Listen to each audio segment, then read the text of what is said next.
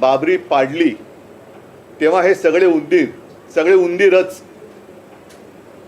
बिळामध्ये लपले होते. एकही बाहेर यायला तयार नव्हता. अगदी त्यावेळेला आपले माननीय पंतप्रधान सुद्धा हे बांगलादेशच्या युद्धात म्हणजे त्या सत्याग्रहात सहभागी होते. पण बाबरीच्या आंदोलनात कदाचित ते हिमालयात असतील, मला माहिती नाही, पण त्यांचंही नाव कुठे आलेलं नव्हतं. आणि तेव्हाचे जे भारतीय जनता पक्षाचं म्हणण्यापेक्षा भरकटलेल्या जनता पक्षाचे उपाध्यक्ष होते ना, सुंदरसिंह भंडारी, त्यांनी आपल्या अंगलट काही यायला नको, अंगलट येणं शक्यच नव्हतं, कारण त्यांचा तसा कुठे सहभागच नव्हता. त्यांनी जाहीर केलं होतं की बाबरी पाडण्यामध्ये भारतीय जनता पक्ष वगैरे कोणी नाही, हे काम असेल तर शिवसैनिकांनीच केलेलं असेल, शिवसेनेनेच केलेलं असेल. आणि ही बातमी जेव्हा आली तेव्हा मी स्वतः हजर होतो. मला वाटतं संजय आपण फोन केला होता त्या बाळासाहेबांना, मला कल्पना नाही, कारण पलीकडे कोण होतं मला माहिती नाही. फोन केला होता आणि मी धावत तेव्हा वरती गेलो होतो बाळासाहेबांना सांगायला की बाबरी पाडली. मला म्हणाले अच्छा लाव टी व्ही. आणि तेवढ्यात फोन वाजला. आता तो संजय राऊतांचाच तो फोन होता. आणि बाळासाहेबांनी फोन घेतला. अच्छा मग बरं, नाही जर शिवसैनिकांनी पाडले असेल तर मला अभिमान आहे. आणि फोन ठेवला. आणि जे चिडले, आता हा शब्द हा सर्वोच्च न्यायालयाने आता आपल्या सरकारच्या बाबतीत वापरला म्हणून मी वापरतो, नाही तर पुन्हा माझ्या शब्दावरनं गोंधळ व्हायला नको. बाळासाहेब म्हणाले कसलं नपुसक नेतृत्व म्हणे, हे एखाद्या कार्यकर्त्यांना आपण सांगायचं आणि ती घटना घडल्यानंतर पळून जायचं, हे असं नेतृत्व म्हणे. असं नेतृत्व लाभलं तर या देशात हिंदू कधी उभाच राहू शकणार नाही. आता हे सगळेजण हळुवारपणाने बिळातनं बाहेर येत आहेत. कोण शाळेच्या सहलीला गेले होते त्या वयामध्ये आणि सांगतात की माझ्या आजूबाजूनी गोळ्या गेल्या होत्या, कोण म्हणतात आम्ही या तुरुंगात होतो, कोण म्हणतात मी त्या तुरुंगात होतं. मग इतके वर्ष का गप्प होतात? म्हणजे थोड्या दिवसांनी मला भीती अशी वाटते की कालच मी इंडियन एक्सप्रेसमध्ये गेलो होतो, तो लोकसंवाद, त्याचा एक थोडा भाग आज आला आहे, बाकीचा मला वाटतं रविवारी येईल. तर तेव्हा एक प्रश्न आला होता की मोगलांचा इतिहास पुसून टाकणार आहेत. हे मोगलांचा इतिहास पुसता हा आपल्या सगळ्यांचा म्हणजे हिंदूंचा सुद्धा इतिहास पुसायला निघाल की काय? ज्यांच्याकडे शौर्य नसतं त्यांना शौर्य करण्याची वेळ येते. आणि म्हणून भारतीय जनता पक्ष ह्याच्याकडे कधीही शौर्य नव्हतं. बाबरी पाडल्यानंतर सुद्धा मुंबई आणि महाराष्ट्रात ज्या दंगली झाल्या तेव्हा शिवसेना सत्तेवर नव्हती. जी मुंबई वाचवली ती शिवसैनिकांनी आणि शिवसेना प्रमुखांनी, बहादर शिवसैनिकांनी वाचवली. गुजरात अहमदाबादमध्ये जे घडलं ते पोलिसांकडनं, त्याच्यात बराचसा पोलिसांचा वापर केला गेला. आमच्या हातात पोलीस नव्हते, उलट पोलीस आणि लष्कर सुद्धा शिवसैनिकांना मारत होते आणि दुसऱ्या बाजूने देशद्रोही पण होते. पण तो जो काही लढा होता, ते जे काही झालं होतं ते देशद्रोह्यांच्या विरुद्ध होतं. हे मी आवर्जून का सांगतोय? कारण काही अशी उदाहरणं आहेत की जिकडे काही वैमनस्य नाही, अशा काही दर्ग्यांचं सुद्धा रक्षण शिवसैनिकांनी केलेलं आहे. मला एकूणच भारतीय जनता पक्षाची कीव येते की एका बाजूला मोहन भागवत मशिदीत जात आहेत, आता मदरशांमध्ये जाऊन कव्वाली हे सगळे गाणार आहेत, ऐकणार आहेत. दुसऱ्या बाजूला बाबरी पण आम्हीच पाडली म्हणून सांगणार आहेत. म्हणजे नेमकं करायचं काय? यांचं हिंदुत्व नेमकं आहे तरी काय? जसं मी सांगतो की आमचं हिंदुत्व हे शेंडी जानव्याचं हिंदुत्व नाही, हिंदुत्व हे आमचं राष्ट्रीयत्व आहे, तसं भारतीय जनता पक्षाने एकदा स्पष्ट करावं की नेमकं यांचं हिंदुत्व काय आहे. आणि मग प्रश्न उभा असा राहतो की जे काही मिंडे, मी मुख्यमंत्र्यांना बोलत नाही, कारण मागे सुद्धा मी कोश्यारी जेव्हा बोलले होते तेव्हा मी कोश्यारींचं नाव घेऊन बोललो होतो. राज्यपालांचा किंवा मुख्यमंत्र्यांचा अपमान मी करू इच्छित नाही, कारण ही दोन्ही पदं ही फार मोठी आहेत. त्या पदाचा मान सर्वांनीच आणि त्याच्यावरती बसणाऱ्यांनी सुद्धा राखला पाहिजे. पण जे आमच्याकडचे मिंडे सत्तेसाठी लाचार होऊन लालघोटेपणा करत बाळासाहेबांचे विचार यांनी सोडले म्हणून आम्ही यांचे पाय चाटायला जातोय. एक तर त्यांनी चंद्रकांत पाटलांचा राजीनामा घेतला पाहिजे, नाहीतर मिंड्यांनी स्वतः मुख्यमंत्री पदाचा राजीनामा दिला पाहिजे. दुसरी गोष्ट, आता हे कोणाला जोडे मारणार आहेत हे त्यांनी स्पष्ट करावं का स्वतःच जोड्याने आपलं तोंड थोबाड फोडून घेणार आहेत? कारण बाळासाहेबांचा एवढा मोठा अपमान करणाऱ्यांसोबत तुम्ही केवळ आणि केवळ सत्तेसाठी काय चाटायचं असेल ते तुमचं तुम्ही चाटा, आम्ही काय बघायला येत नाही. पण एवढं बोलल्यानंतर बाळासाहेबांचं नाव घेऊ नका. हे बाळासाहेबांचे विचार नाहीत. आणि ज्या एका मस्तीमध्ये चंद्रकांत पाटील बोलत आहेत की शिवसैनिक नव्हतेच, तर त्याने आडवाणींचा तो जो काही व्हिडिओ आहे, मुलाखत आहे, ती आज सुद्धा माझ्याकडे आहे, ती मुलाखत ऐकावी. त्याच्यात त्यांनी स्पष्ट म्हटलंय की ती लोक जी घुमटावर चढली होती ती मराठी बोलणारी होती आणि ते प्रमोद महाजन काय किंवा कोणाचं ऐकायच्या मानसिकतेत नव्हते. मग त्याच्यानंतर ज्या काही केसेस किंवा ज्या काही टाकल्या गेल्या त्या केसेसमध्ये सुद्धा आरोपी नंबर 1, आरोपी नंबर 2 ही सगळी आहे ना. मी स्वतः त्यावेळेला शिवसेना प्रमुखांसोबत लखनौ कोर्टामध्ये गेलो होतो.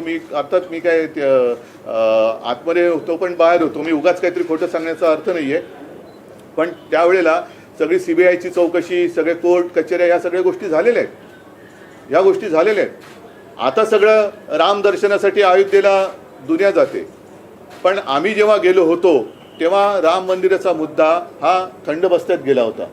आणि तुम्हाला सगळ्यांना तुम्हीच सगळे रिपोर्टिंग करत होतात. तुमच्यापैकी जे कोणी त्या दसरा मेळाव्यात असतील तर त्यांनी ती फिल्म काढून पाहावी. जेव्हा मी म्हटलं मी अयोध्येला जाणार तेव्हा विजा लखलखत होत्या, वारं सुटलं होतं. आणि मी शिवजन्मभूमीची एक मुठभर माती घेऊन तिकडे गेलो आणि बोललो होतो की राम जन्मभूमीसाठी, राम मंदिरासाठी विशेष कायदा करा आणि राम मंदिर करा. पण हेही धाडस मोदींनी केलं नाही. राम मंदिराचा निकाल हा कोर्टाने दिला. आणि आता हे नागोबा, बिळातनं बाहेर आलेले नागोबा सुद्धा फार मोठा आहे शब्द, उंदीर, हे त्याचं श्रेय घ्यायला बघतायत. एकूणच भारतीय जनता पक्षाची कीव करण्यासारखी गोष्ट आहे. पण आता जनतेने विचार केला पाहिजे की अशा भरकटलेल्या लोकांच्या हातामध्ये आपला देश आणि आपलं भविष्य किती काळ ठेवायचं. म्हणून पुन्हा एकदा सांगतो की एक तर मिंध्यानी जे कल्याणमध्ये नाटक केलं होतं माझ्यासमोर कल्याण महापालिकेच्या सभेत, की भारतीय जनता पक्ष शिवसैनिकांवरती जो अन्याय करतो आहे तो मला बघवला जात नाही, म्हणून मी माझा राजीनामा तुमच्या हातामध्ये देत आहे. त्यांना माहीत होतं तेव्हा. पण आता तो जर का शिवसैनिकांवरती होणारा अत्याचार भाजप करत होता आणि तुम्हाला सहन होत नव्हता, पण भारतीय जनता पक्ष किंवा भरकटलेला जनता पक्ष जो बाळासाहेबांचा अपमान करतोय त्यांच्यासोबत तुम्ही किती दिवस त्यांचे तळवे चाटत राहणार आहात हे तुम्ही पहिले सांगा. आणि नंतर मग बाळासाहेबांचे नाव आणि मग फोटो लावा. नाहीतर तुम्हाला बाळासाहेबांचं नाव आणि फोटो वापरण्याचं आणि शिवसेना हा पवित्र शब्द उच्चारण्याची लायकी नाही, हे मी ठामपणाने आणि स्पष्टपणाने सांगतोय. आणि परत हे आता कोणाला जोडे मारणार आहेत का स्वतःच जोड्यांनी स्वतःचं थोबाड फोडणार आहेत हे त्यांनी स्पष्ट करावं. प्रदेशाध्यक्ष बावनकुळे यांनी मात्र आता तुमच्या शिवसेनेचं यातलं जे महत्व आहे किंवा त्यांचं योगदान आहे ते नाकारता येणार नाही अशा प्रकारचे. नाही, तो भाग वेगळा. हे डॅमेज कंट्रोल सोडा. जो बोललाय त्याचं आता कोणी सारवासारव करू नये. बावनकुळे बिळे हे सोडून द्या, हे मी त्या खिचगंटीत नाही आहेत. पण आमचे मिंदे जे तिकडे ते चाटत बसलेले आहेत सत्तेसाठी, त्यांनी आता भूमिका घ्यायला पाहिजे की अशा लोकांसोबत ते राहणार आहेत का, आणि राहणार असतील तर शिवसेनेचं नाव घ्यायचं नाही आणि बाळासाहेबांचा फोटो वापरायचा नाही. बाळासाहेबांची शिवसेना हे तर नाव त्यांना शोभतच नाही. आणि हे मुळामध्ये आम्ही म्हणेन मग शिवसैनिकच नाही येत.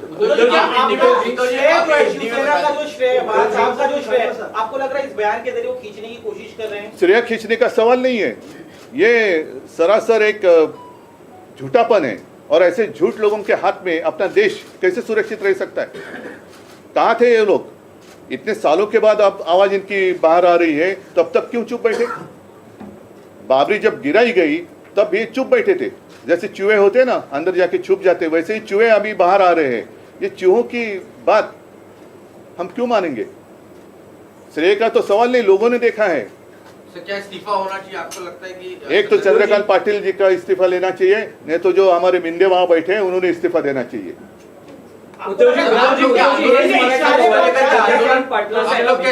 आंदोलन भी करने वाले. तुमची अपेक्षा काय की चंद्रकांत पाटील यांनी त्यांच्या मंत्रिपदाचा राजीनामा द्यावा?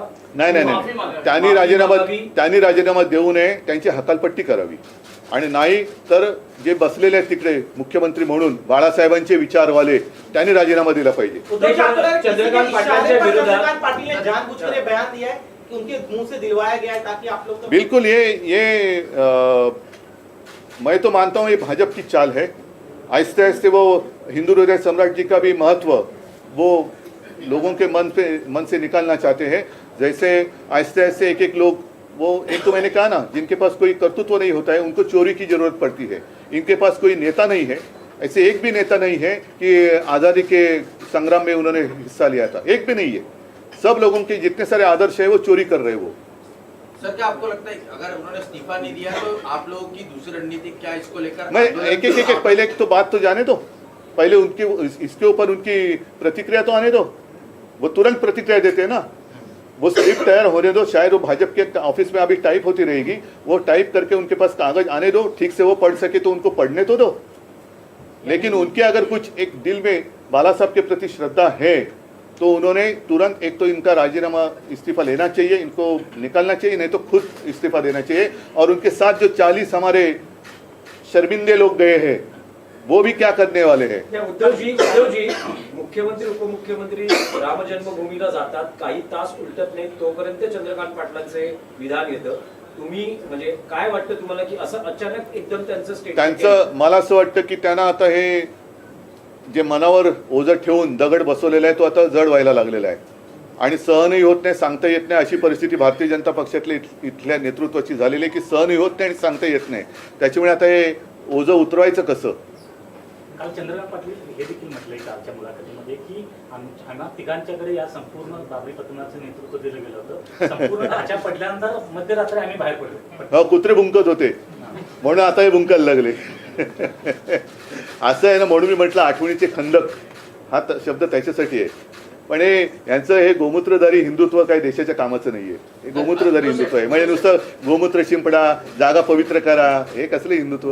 उद्धव साहेब, शिवसेनेला आपल्या मूळ रूपात यावं लागेल का? कारण का आता थेट बाळासाहेबांबद्दलची वक्तव्य आहेत ती बाहेर येऊ लागलेली आहेत, याआधी अशी वक्तव्य आहेत ती नाही। मी इतके दिवस का शांत राहिलो? कारण ह्यांचा जो मी मागे म्हटलं होतं की हा सगळा एक बुरखा आहे, हिंदुत्वाचा यांचा बुरखा आहे। त्या बुरख्याच्या आतला ह्यांचा अत्यंत हिडीस विकृत चेहरा हा त्यांचा लोकांसमोर येऊ द्या, तो आता यायला लागलेला आहे। एकदा लोकांना ते कळू दे, नाहीतर आपण अधिक प्रतिक्रिया पटकन दिली तर तो जे त्यांचं खरं रूप आहे ते आता हळूहळू स्वतः बुरका उतरत चाललेले आहेत। त्याच्यामुळे ते लोकांसमोर येऊ दे। नाही, उद्धव साहेब, प्रश्न असा आहे की अनेक शिवसैनिकांना ही भूमिका आहे ती चंद्रकांत पाटलांची पटलेली आहे की गेल्या अनेक मी आहे ना, मी आणि माझा शिवसैनिक बघून घेईल। पण आत्ता पहिल्यांदी जे बाळासाहेबांचे शिवसैनिक म्हणवणारे तिकडे बसलेले आहेत ते कोणाला जोडे मारणार आहेत का स्वतःच्या जोड्याने स्वतःचं थोबाड फोडून घेणार आहेत, हे पहिलं त्यांच्याकडनं येऊ द्या। ती स्क्रिप्ट मला असं वाटतं माझी प्रेस चालू असताना भारतीय जनता पक्षाच्या कार्यालयात टाईप होत असेल, ती आल्यानंतर त्यांना एकदा दोनदा रिहर्सल करू द्या, मग ती त्यांनी नीट वाचली न अडखळता तर मग आपण पुढे बघू। ज्या झीवरच्या मुलाखतीमधला संदर्भ घेऊन आज एक गदारोळ उठवला जात आहे, त्याच्यामध्ये बाळासाहेबांबद्दल, हिंदू हृदय सम्राट आदरणीय बाळासाहेबांबद्दल मी काय म्हटलं आहे हे आपल्याला ऐकवण्याची माझी इच्छा आहे। हिंदू हृदय सम्राट स्वर्गीय बाळासाहेब ठाकरेंच्या बाबतीमध्ये नेहमीच माझ्यासारख्या मुंबईमध्ये राहणाऱ्या सामान्य माणसाच्या मनामध्ये श्रद्धाच राहिलेली आहे। त्याच झी न्यूजच्या इंटरव्ह्यूमध्ये मी अतिशय श्रद्धेने मी मांडलं आहे की बाळासाहेबांमुळे अशा प्रकारच्या हिंदुत्ववादी अनेक विषयांना चालना मिळाली। मी नेहमी मुंबईकर असल्यामुळे आणि प्रामुख्याने दंगली ज्या भागामध्ये व्हायच्या त्या दंगली व्हायच्या अशा रेरोड भागामधला रहिवासी असल्यामुळे मी नेहमीच हे मांडलं की बा स्वर्गीय हिंदू हृदय सम्राट बाळासाहेब ठाकरेंमुळे मुंबईतला हिंदू जिवंत राहिला। त्यामुळे बाळासाहेबांबद्दलची माझ्या मनातली कधीच अश्रद्धा नव्हती। विषय चालला आहे अयोध्येचा, त्यामुळे पहिलं तर असं या दिशेने नेण्याचा जो प्रयत्न आहे की बाळासाहेबांचा आपण, ते मी कधी मनातही विषय येणार नाही आणि अशा प्रकारचं माझ्या तोंडून कधी निघणारही नाही। याच्याही आधी अनेक वेळेला बाळासाहेबांबद्दलची श्रद्धा व्यक्त करताना मी त्यांचं ऋणच व्यक्त केलेलं आहे आणि आत्ताही झी न्यूजमधला माझा जो इंटरव्ह्यू आहे त्यातला पार्ट हा आपल्या ह्या माध्यमातून पोचत नाही आहे, तर एकंदरीत तो काढतोय मी की त्या इंटरव्ह्यूमध्ये सुद्धा मी ती श्रद्धा व्यक्त केली आहे। मुद्दा चाललेला आहे तो बाबरी ढाचा पाडण्याचा। बाबरी ढाचा पाडण्याचा म्हणजेच अयोध्येमध्ये ही रामजन्मभूमी आहे हे प्रस्थापित करण्याचं आंदोलन 1983 पासून सुरू झालं। 1983 पासून सुरू झालेलं आंदोलन हे विश्व हिंदू परिषदेच्या नेतृत्वाखाली झालं। प्रामुख्याने विश्व हिंदू परिषदेची बजरंग दल आणि दुर्गाबाईंनी ह्या संघटनेच्या माध्यमातून झालं। एकदा नाही, म्हणजे ढाचा पडला ते तिसरी वेळ होती। त्याच्या आधी किमान 2 वेळेला अशा प्रकारची अयोध्येच्या दृष्टीने कूच झाली आणि ती सदा सर्व काळ ही विश्व हिंदू परिषदेच्या नावाने झाली। आणि त्यामुळे प्रत्यक्ष ढाचा पडताना मी त्या माझ्या मुलाखतीतच म्हटलेलं आहे की हे शिवसेनेचे नाही असं त्याच्यातला भेद नव्हता, सगळे हिंदू होते आणि हे सगळेजण एखाद्या संघटनेच्या बॅनरखाली असतील तर ते बजरंग दलाच्या विश्व हिंदू परिषदेच्या बॅनरखाली होते आणि त्यामुळे शिवसेनेचा अयोध्या ढाचा पाडण्याचा संबंध नव्हता. याच्यामध्ये शिवसैनिक नव्हते का, तर सतीश प्रधानांपासून अनेक मंडळी होती. स्वर्गीय आनंद दिघेंनी अयोध्या मंदिर होण्यासाठी सोन्याची वीट पाठवली होती. स्वर्गीय बाळासाहेब ठाकरेंनी याच्यातला जो ओनस आहे की हो ही शिवसैनिकांनी पाडली, तो ओनस घेतलाच होता. मुद्दा चालला आहे की प्रत्यक्ष ढाचा पडताना शिवसैनिक होते का, तर ते शिवसैनिक नॉन शिवसैनिक असे कोणी नव्हते. ही प्रामुख्याने हिंदूंनी पाडली आणि नेतृत्व असेल तर ते विश्व हिंदू परिषद होतं. हा माझा म्हणण्याचा मुद्दा होता की ज्याच्यामध्ये चुकून सुद्धा हिंदू हृदय सम्राट स्वर्गीय बाळासाहेब ठाकरेंच्याबद्दल अनादर व्यक्त करण्याचा मुद्दा नाही.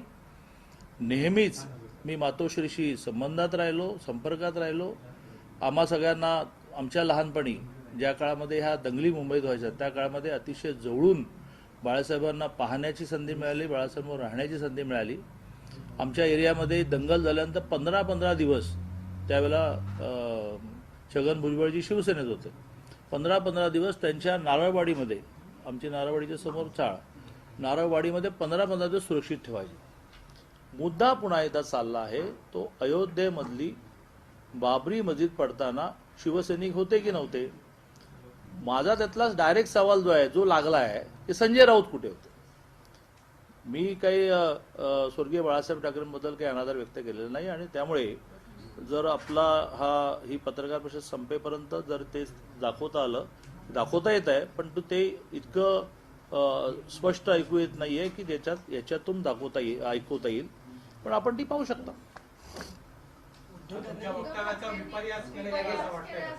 नाही, माझ्या वक्तव्याचा विपर्यास करण्याचं काम हे आज पहिल्यांदा झालं, नेहमी होतं. आणि काळाच्या ओघामध्ये म्हणजे मुळात ती मुलाखत जे कुठलाही हेतू, राजकीय हेतू मनात न ठेवता बघतात त्यांना तर त्याच्यात काहीच चुकीचं वाटत नाही. राजकीय हेतू ठेवणारे सुद्धा काही काळात त्याची कॉन्ट्रोवर्सी निर्माण करतात, मग ती कॉन्ट्रोवर्सी फार चालली नाही की तो विषय संपतो.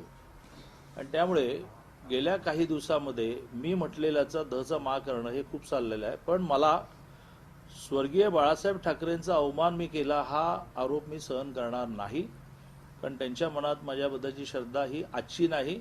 आम्ही अगदी लहान असल्यापासून, मुंबईतले रहिवासी असल्यापासून बाळासाहेबांचं मुंबईतल्या मराठी माणसावर, मुंबईच्या हिंदू माणसावर असणारे ऋण आम्ही जाणतो. आणि त्यामुळे वेगळ्या नाही, त्याच झी टीव्हीच्या मुलाखतीमध्ये बाळासाहेबांबद्दल मी जे आदराने म्हटलोय ते आपण पहा. दादा, पण उद्धव ठाकरेंनी आता असे अनेक उंदीर आता बाहेर पडायला लागलेत आणि आता चंद्रकांत पाटलांनी राजीनामा द्यावा.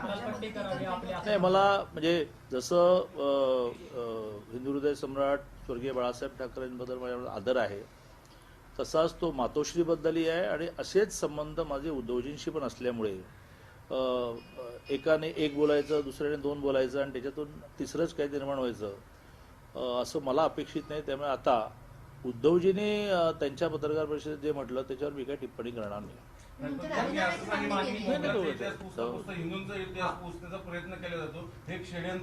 बाळासाहेब ठाकरेंचं हिंदू माणसांवरचं ऋण हे कोणी पुसूच शकत नाही. मुद्दा चाललाय तो अयोध्येतल्या 1993 सालच्या बाबरी ढाचा पाडण्याच्या वेळेला शिवसैनिक होते की नव्हते, तर ते शिवसेना म्हणून नव्हते, तर सगळे हिंदू म्हणून होते.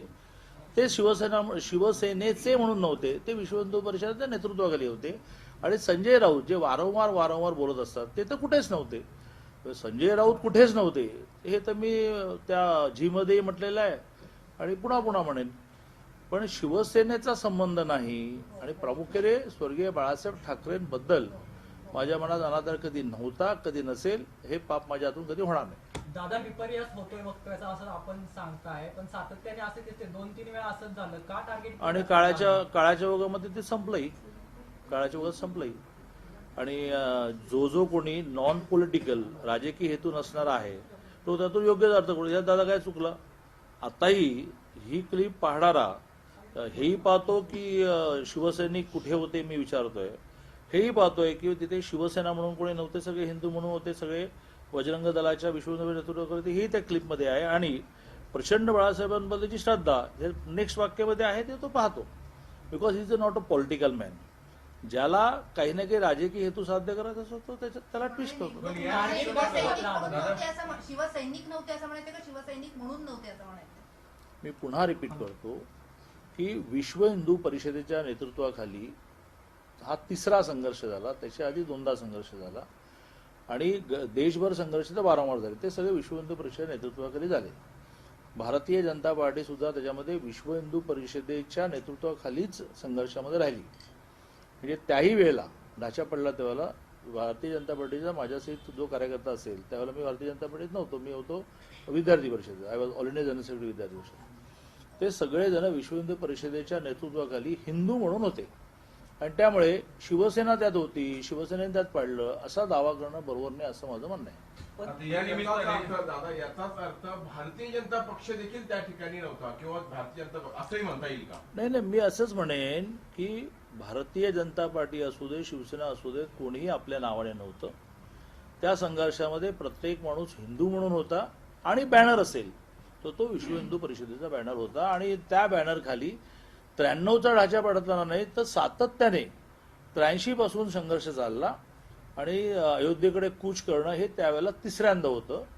त्यामधल्या 2 आंदोलनाच्या काळात तर गोळीबारी झाला, अनेक जण मेलेही. आणि त्याच्यामध्ये मी हाही उल्लेख केलेला आहे की बा कोट्याचे जे कोठारी गेले ते कोण होते? ते विश्व हिंदू परिषदेचे कार्यकर्ते, संघाचे स्वयंसेवक होते.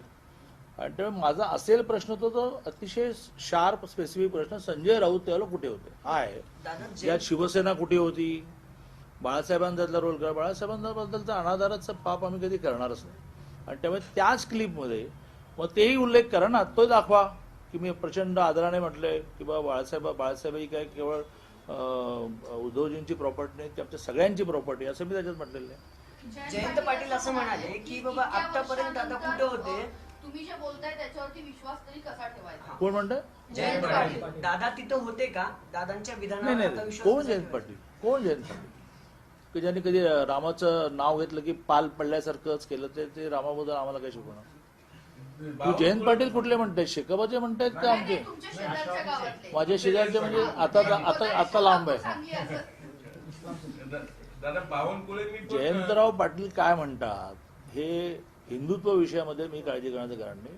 उद्धवजी काय म्हणतात याची मी काळजी केली पाहिजे आणि त्यामुळे मी ताबडतोब माझे संबंधही असे आहेत की मी लगेचच फोन पण करेन त्यांना किंवा उद्धवजी कमालच आहेत, तुम्ही माझ्याबद्दल असं कसा गैरसमज करून घेता आणि कधी बाळासाहेबांबद्दल मी अशा अश्रद्धेने बोलेन का? हे मी उद्धवजीशी रिलेशन्स बोलेन. पण जयंत पाटील काय बोलले मी कशावर बोललो? दादा गेल्या काही दिवसांपासून तुम्ही जे बोलताय त्याचं तुम्ही म्हटला तसं घरचा मा केला जातोय. तुम्हाला नाही वाटत? मग तेच तुम्ही आम्हालाही ते वाटते, पण हे नेमकं काम कोण करते? तुमच्या पक्षातलेच लोक आहेत का बाहेरचे आहेत? मी साधा सरळ तुमच्यावरती जेव्हा अटॅक होतात अशा पद्धतीनं, जेव्हा घरचा मा होतो त्यावेळेस तुमच्या पक्षातलं कुणी तुमच्या पाठीशी उभं राहिलेलं दिसत नाही किंवा त्यावरती बोलणं जे ते टाळलं जातं. नाही, असं मला वाटत नाही. माझी पार्टी पूर्णपणे माझ्याबरोबर आहे.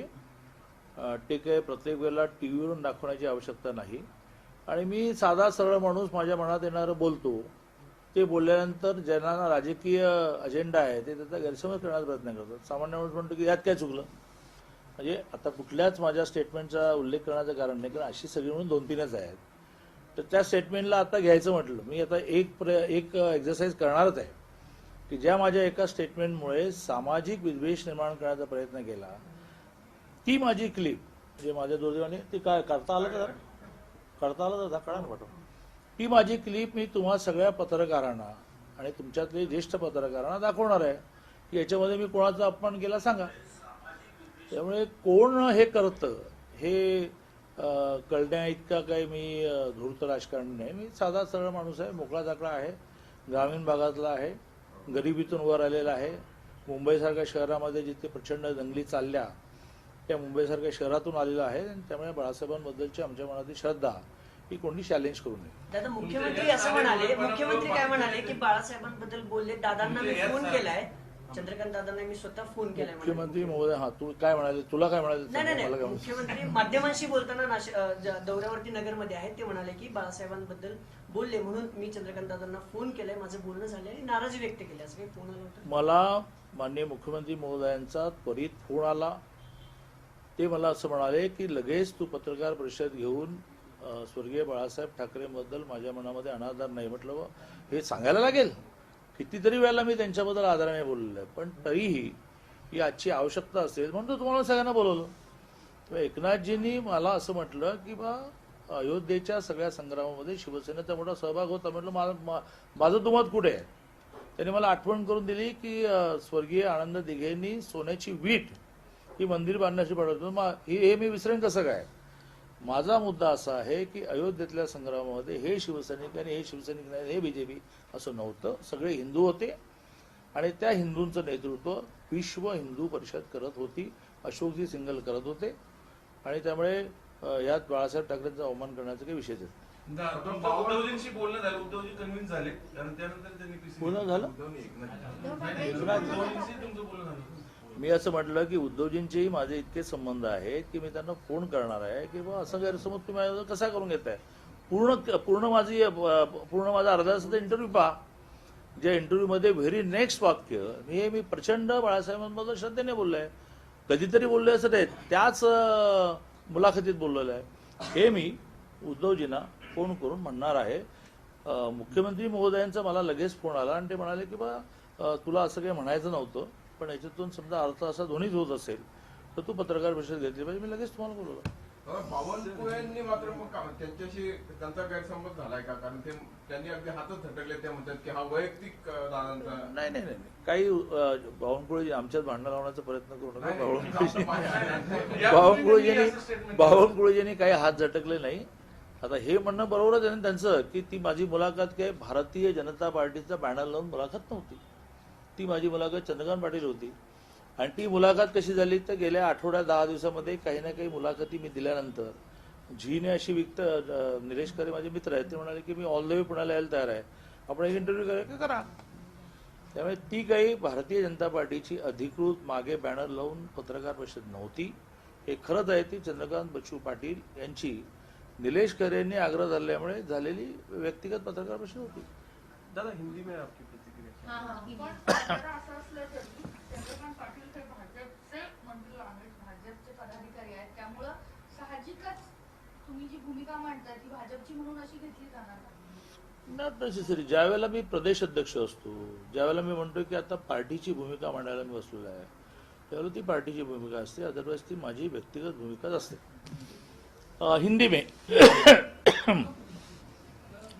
जी न्यूज़ पर मेरे एक मुलाकात में मैंने जो अयोध्या में बाबरी ढांचा गिराने के बारे में घटना हुई उस पर कुछ वक्तव्य किया, अपना मत व्यक्त किया. उसमें से स्वर्गीय हिंदू हृदय सम्राट बाला साहब ठाकरे जी के बारे में अवमान करने का कोई विषय नहीं आता. उनके बारे में मेरे मन में जो श्रद्धा है वो मैं कई बार व्यक्त कर चुका हूँ. विशेष रूप से मैं मुंबई का हूँ. मुंबई में होने वाले दंगों में जिस प्रकार से स्वर्गीय बाला साहब ठाकरे जी ने शिवसेना के माध्यम से हिंदुओं का और मराठी भाषिकों का रक्षण किया, उसको हम भूल नहीं सकते. उस प्रकार का अपराध मैं नहीं करूँगा. उसी मेरे इंटरव्यू में मैंने बाला साहब ठाकरे जी के बारे में आदर से जो कहा है वो भी जरा देखिए ना.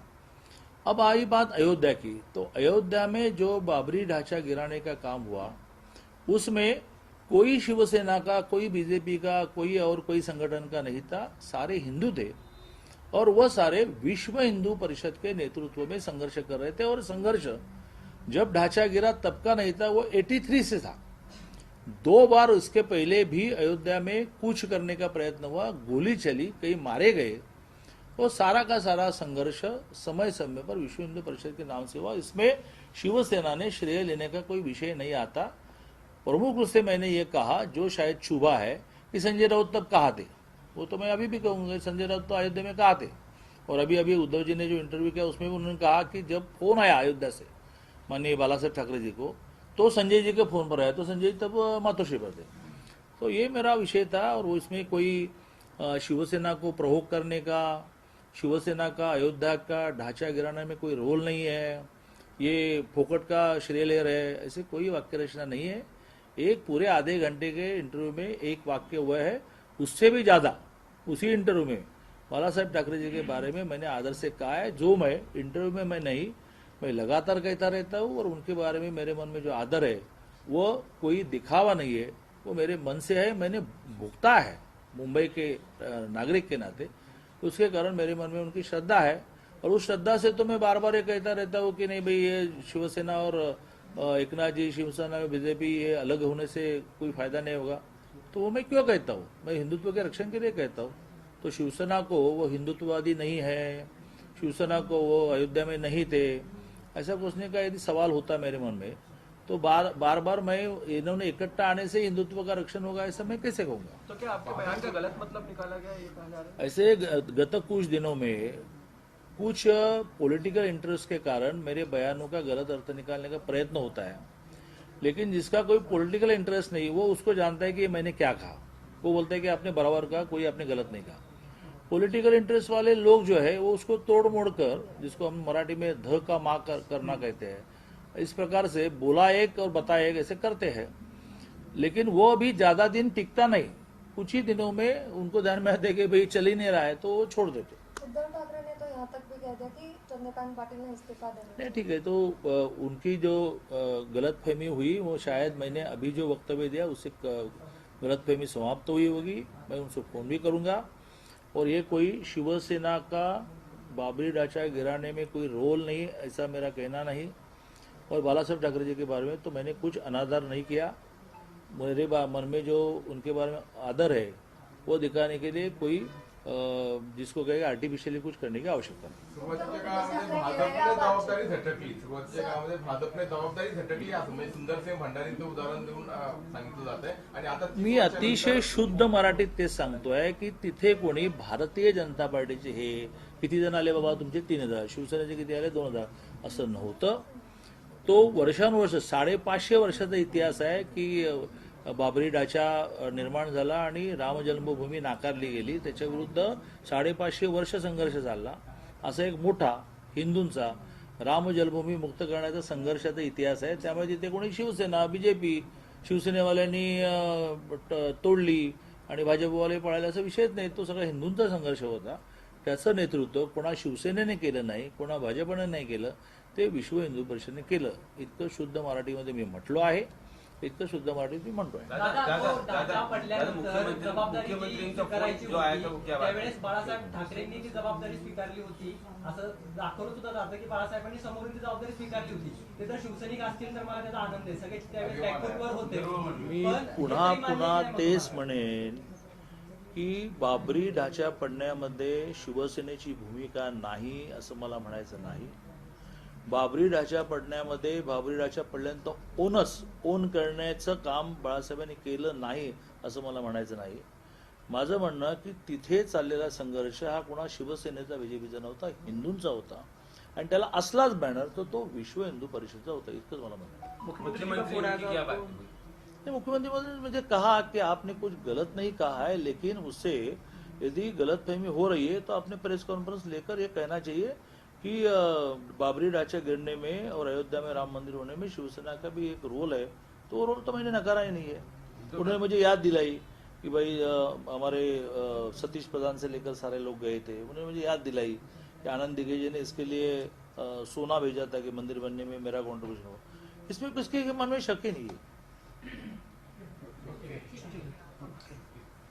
काँग्रेसचे पण लोक झाले होते, काँग्रेस होते, बनवारीलाल पुरोहित गेले होते होते। मग आता तुम्ही माझ्या मताशी आलात बरोबर नाही की तिथे हिंदू